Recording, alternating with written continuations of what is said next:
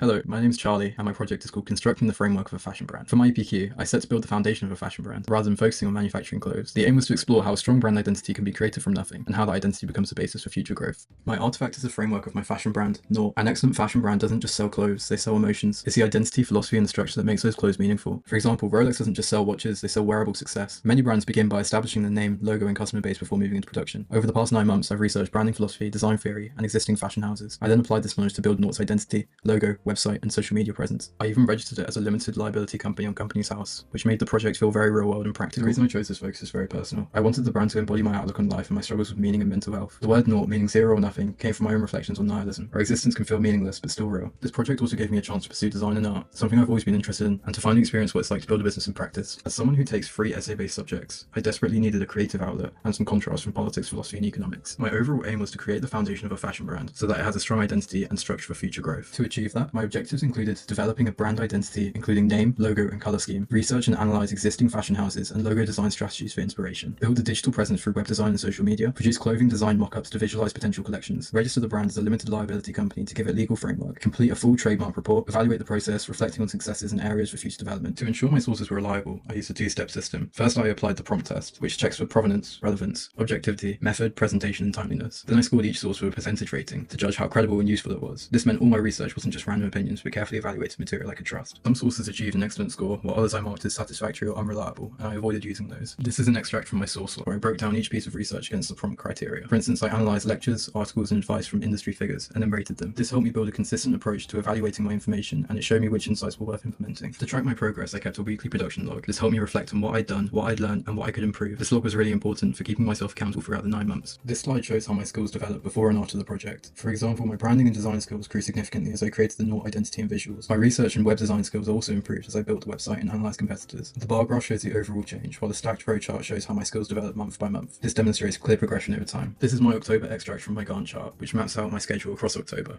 I broke the project down into stages: planning, research, skill development, evaluation, and brand creation. Sticking to this timeline allowed me to stay organised, keep track of tasks, and make sure everything was completed on time. As part of developing my fashion brand, Nought, I researched existing logos, design styles, and branding strategies used by some of the world's most successful companies. This allowed me to identify trends, spot what works socially, and refine the direction of my own logo. I started by looking at a wide range of logo styles. For example, I studied minimal typographic logos like Chanel and YSL, alongside more experimental designs such as Supreme and Maison Margiela. This comparison showed me how fashion logos tend to either lean towards timeless simplicity or bold statement-making design. For Nought, I wanted to capture a balance, something refined but also distinctive and modern. Brands like Supreme or Palace use bold, instantly recognizable typography. In contrast, luxury houses like Prada or Dior rely on classic serif typefaces that communicate heritage and exclusivity. I also researched visual movements that have influenced logo design. Art Deco stood out to me with its geometric lines and symmetry, which inspired the structured oval shape of my own logo. I was also inspired by Yves Klein's use of international Klein blue, because colour plays such a central role in how consumers emotionally connect with a brand. Taking all this research into account, I created my final logo, one of many. The slashed O became the core symbol inspired by a group of mathematicians called the Nicholas Bourbaki group, used to represent the null set in maths. It couldn't play more perfectly into the meaning of Nought. This was also a way of making the word Nought distinctive while keeping it clean and modern. Placing it inside a geometric oval structure gives it balance and a sense of timelessness, while also referencing Art Deco design. This means the logo isn't just visually striking, but also carries layers of meaning drawn from my research. A key part of building a brand is securing its intellectual property, particularly the trademarks.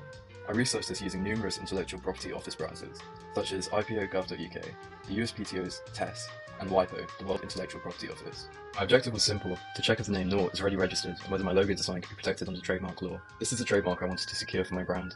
The reason it's in black and white and doesn't contain colour, I'll explain in a minute, but this was purposeful. Before researching, I needed to understand what a trademark actually is. A trademark is a type of intellectual property that protects a recognisable sign, word, or design which identifies products or services. There are 4 main types.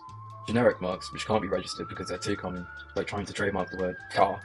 Descriptive marks, which describe the product directly, for example, soft for towels. These are weak unless they gain distinctiveness. Suggestive marks, which hint at qualities without saying them outright, like Greyhound for bus travel.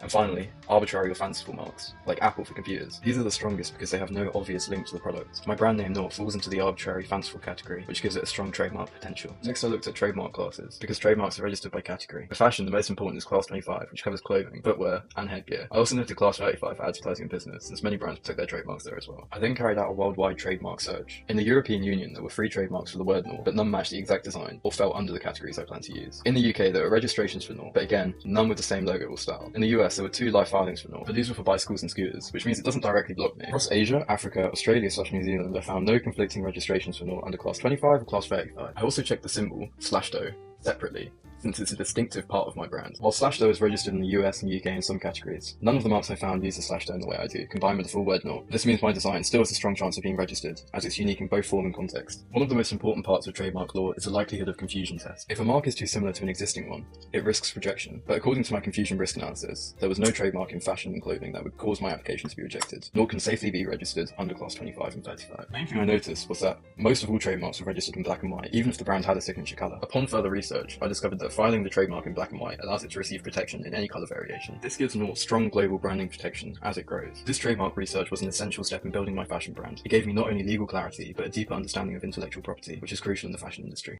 With regards to problems I faced and overcame, I'm afraid it's not really all too interesting. Simply faced a lot of trouble learning to use Adobe tools, Photoshop, Illustrator, vectors, all that stuff, having never touched it previous to EPQ. Overcoming it was mainly down to trial and error. This is my graveyard of alternative designs I made over the 9 months. I'm so sorry about the sensory nightmare that's currently on the screen. If it's not clear, I'm trying so hard to get this to 7 minutes. It was a lot of time put into it. All my free time, even outside of EPQ, I just draw and mess about with Adobe. It really sparked something creative in me. Honestly, EPQ is making me doubt my A-level choices and my future progressions. EPQ is something that's really surprised me. I wasn't expecting to love it so much, but it's really given me all these skills that I'm incredibly grateful for. It's really pushed me out of my comfort zone. Having free creative liberty to pursue a passion project of your choice is an awesome opportunity. I've definitely had my heartaches. Living with severe ADHD makes it very difficult to keep up with deadlines, but the satisfaction of staying consistent and seeing my skills and project improve through the hours I put in is incomparable. Things I might do differently is not spreading my project across so many different categories. This meant I had to spend an absurd amount of time getting over different bell curves, video editing, coding a website, learning domain names, trademark legislation, Adobe Creative Cloud in itself, Illustrator, Photoshop, Express for quick design, Dreamweaver, which I use for my website, and Premiere Pro, which I'm using right now for this video editing, drawing, fashion design, color theory, branding, and business practice, and jewelry design. It would have been a lot easier if I just made clothes in a PowerPoint and that'd be it, but I couldn't be more happy with the outcome of my EPQ. I'm happy I chose the harder option. I think it all ties in perfectly, and I feel like I've acquired all the skills humanly capable in 9 months. Thank you very much for listening to my EPQ presentation. I think this is probably maybe my 40th hour working on it, so I hope it was captivating, because I put a lot of time into it and I haven't slept in a while. Thank you very much.